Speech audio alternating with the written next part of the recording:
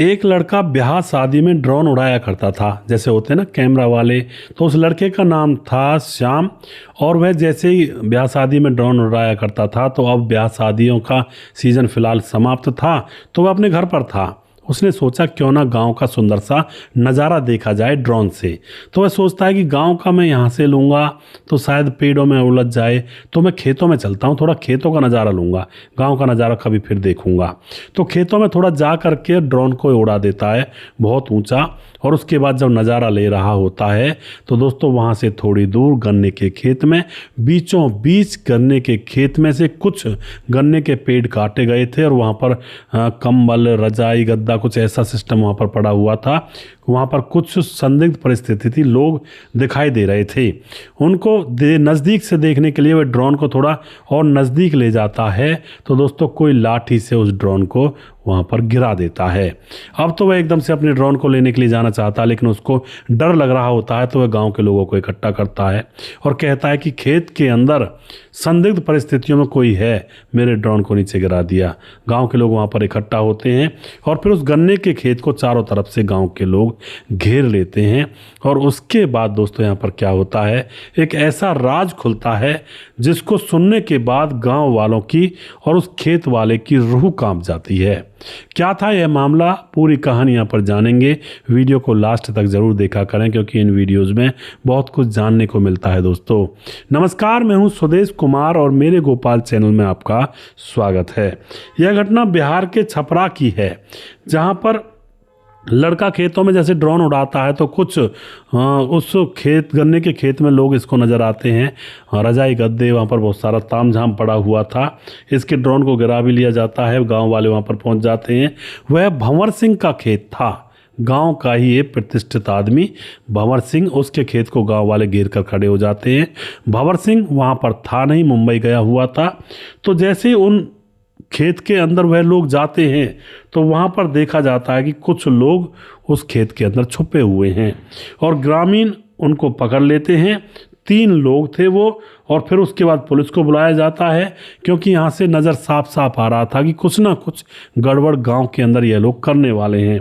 Police आती है और वो तीनों को पूछताछ के लिए अपने साथ ले लेती है।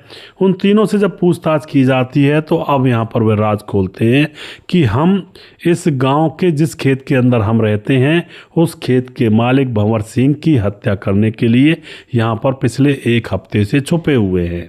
अब तो यह जब पुलिस को पता चलता है, पुलिस भी हैरान परेशान। और फिर उनसे पूछा जाता है कि आखिर भंवर सिंह को तुम लोग क्यों मारना चाहते हो।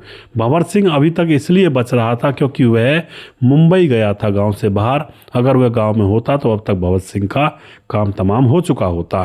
तो अब यहाँ पर जब पूछा जाता है कि क्यों मारना चाहते हो तुम लोग, तो उसके बाद वह राज खोलते हैं, बताते हैं कि वह, सबसे पहले उनका नाम पूछा जाता है तो उनमें जो मेन था उसका नाम होता है सुरेंद्र, और उसके साथ 2 साथी और थे, और वो राजस्थान के अलवर से आए थे और यहाँ पर बिहार के छपरा में छुपे हुए थे। अब जब पूछा जाता है क्यों आए थे, कैसे, क्या का मामला है, पूरा बताओ, तो वह बताते हैं कि हमें भेजने वाली महिला, इस जो ये क्या नाम होता है इसका, भंवर सिंह, इसकी ही पत्नी है और उसने हमें यहाँ पर भेजा है। अब तक हम काम इसलिए नहीं कर पाए क्योंकि भंवर सिंह मुंबई चला गया था और उसका इंतज़ार हम यहाँ पर कर रहे थे, तो हम इसी खेत में रुक जाते हैं। तो बताया जाता है भंवर सिंह, जिसके पास 70 बीघा ज़मीन है, अमीर है, काफ़ी पैसा धन दौलत है।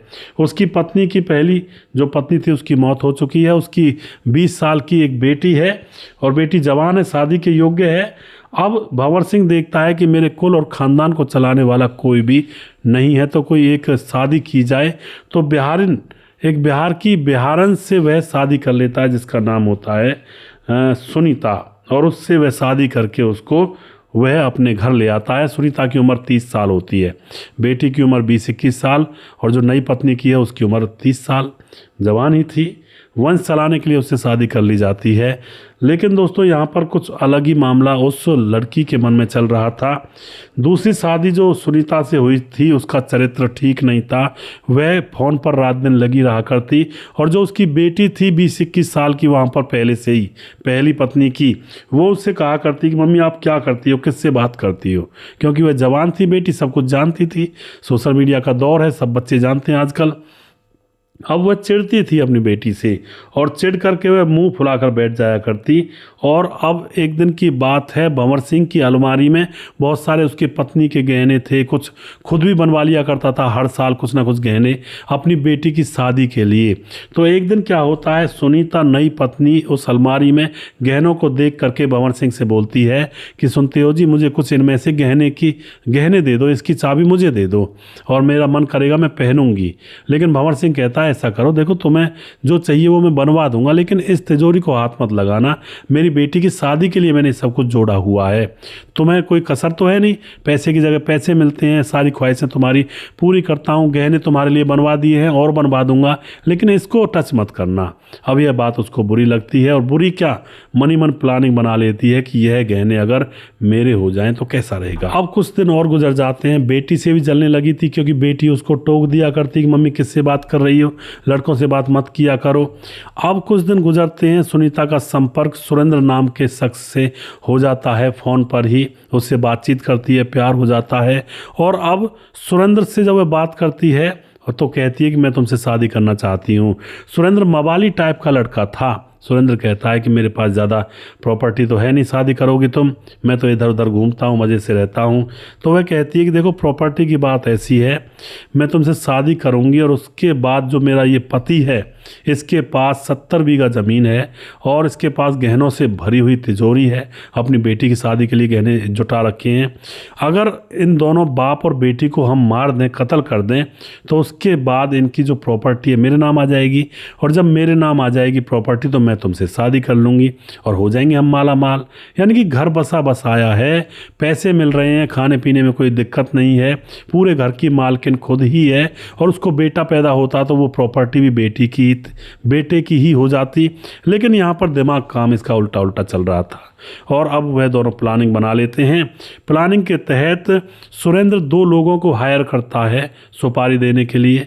सुपारी वो 2 लाख रुपए लेते हैं कि भाई 2 लाख रुपए सुपारी हमें चाहिए, हम मार देंगे।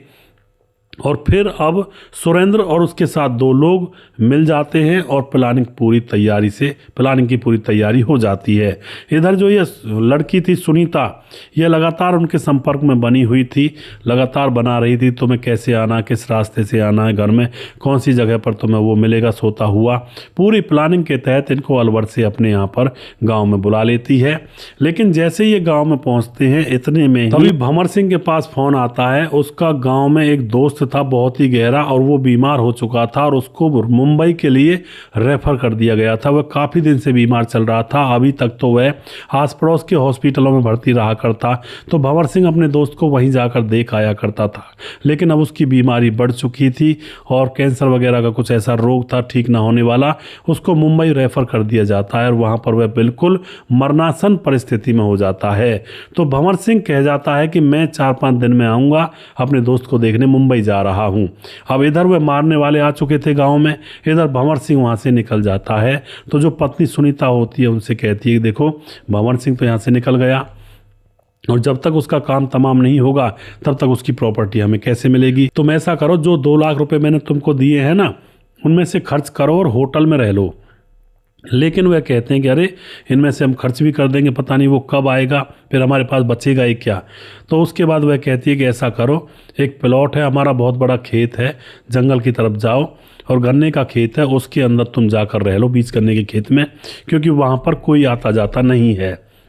तो अपने ही घर में उनको ठहरा देती है, और उसके बाद वह लोग वहाँ गन्ने के खेत में जा कर के अपना डेरा डाल देते हैं। कुछ गन्ने के पौधों को काट देते हैं, रात को जैसे ओस पड़ती है तो उन गन्ने के जो पेड़ थे उनसे थोड़ा छाया बना देते हैं, और दिन में उन गन्ने के पेड़ों को इधर उधर रख देते हैं, धूप लग जाती है।